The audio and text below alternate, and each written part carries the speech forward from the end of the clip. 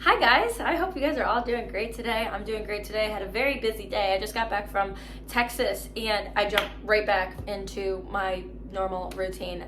Very busy, but that's okay, right? We love being busy. Again, like I had with me last video, I have a instant coffee from Trader Joe's with whole milk, honey, and maple syrup. And it's so good. This time I did less maple syrup, so I didn't have to deal with that. I did, however, forget that honey doesn't do too well in a cold mixture, so next time I'm gonna have to like do a little bit of hot water with the honey in it, but whatever. I love it. Let's get into this today's topic though, because it's gonna be fun.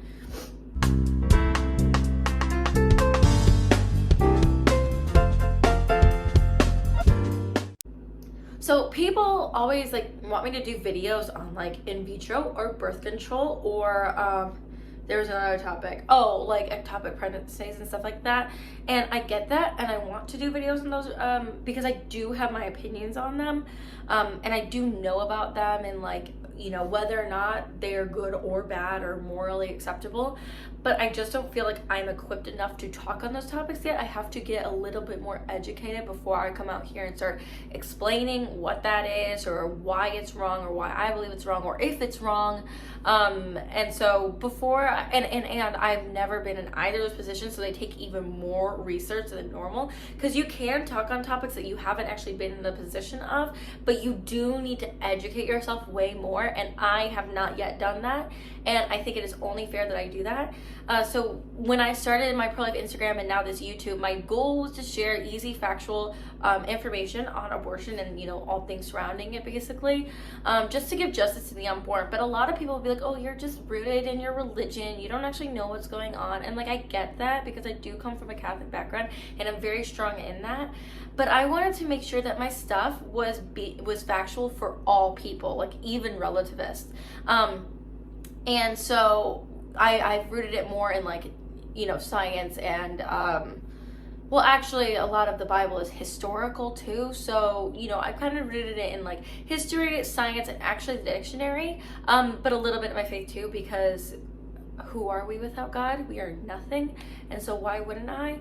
But for the most part, I like to give you guys factual information. I feel like I really need to research my stuff and why the Catholic Church might be against or for something before I give it to you guys. It's basically what I'm saying here. So moving on from there, today's video, I want to talk a little bit more on a little bit about that, actually, how I got started in all of this and how you yourself can get started in all of this, because last week we talked a lot about activism, but we're going to kind of go deeper into that and talking about how you can speak up and be a voice for the voiceless. Like, what does that mean and how do we do it? So I'll give you a little bit of a rundown of me. I started, like, I've been doing pro-life activism my entire life, but I didn't really start talking to pro-choicers until I was 13. And what happened was my grandparents took me down to the Thompson Center in downtown Chicago, and they handed me 1,400 flyers and said, hey, hand every single one of these out by the end of the day.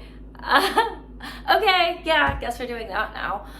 So I did, and it was actually really fun, and I found it awesome. And then, you know, I gotta find this photo, but I basically like took a flyer for like the Chicago March for Life and flipped it backwards and wrote on the back, I'm pro-life, ask me why, and then I like taped it to like right here, and it was great. And I had people coming up to me and like, why are you pro-life? You look crazy, with a paper taped to your stomach.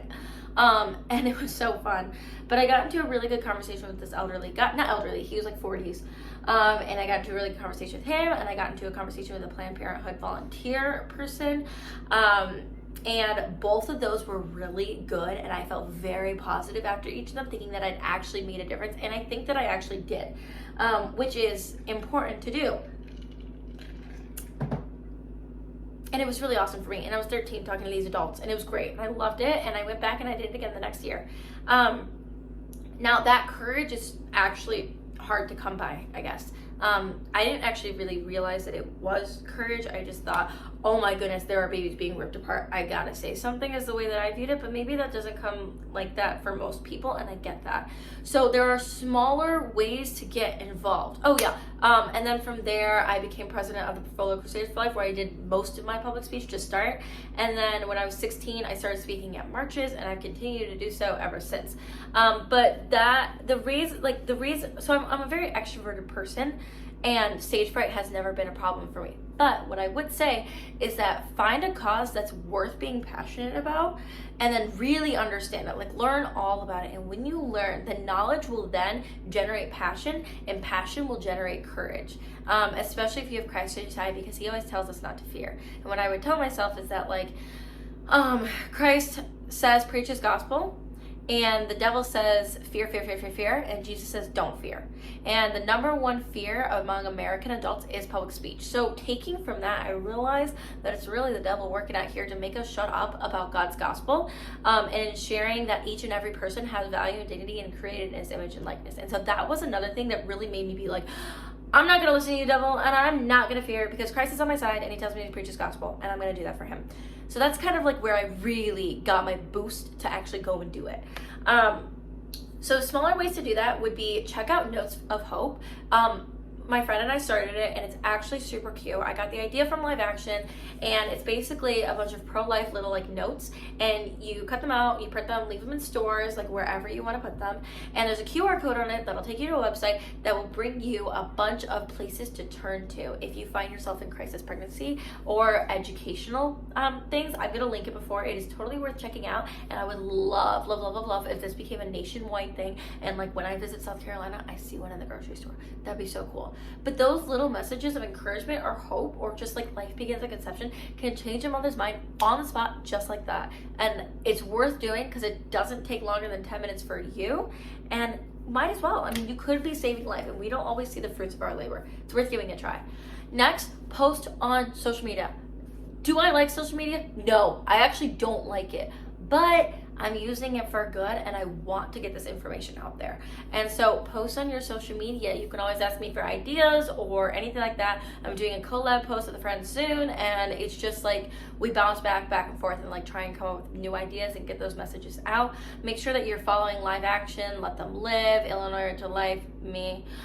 If you want quick and easy stuff to repost to your story, just share with the people that are following you. That's a really good and simple way to do it. Next, a little bit bigger and better, start a pro-life group at your school. That's hard, but reach out to Students for Life or Crusaders for Life to learn how to do that.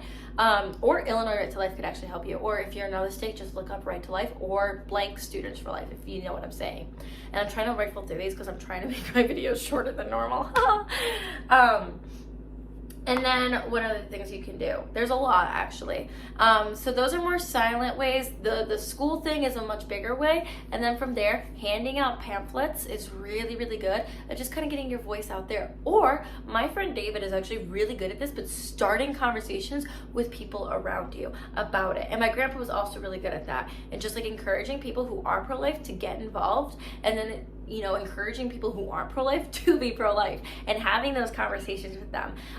And so I would say those are the few ways you can start becoming vocally active, that are small and simple, yet super important and will move mountains. So that's a good place to start, and that's what I would suggest.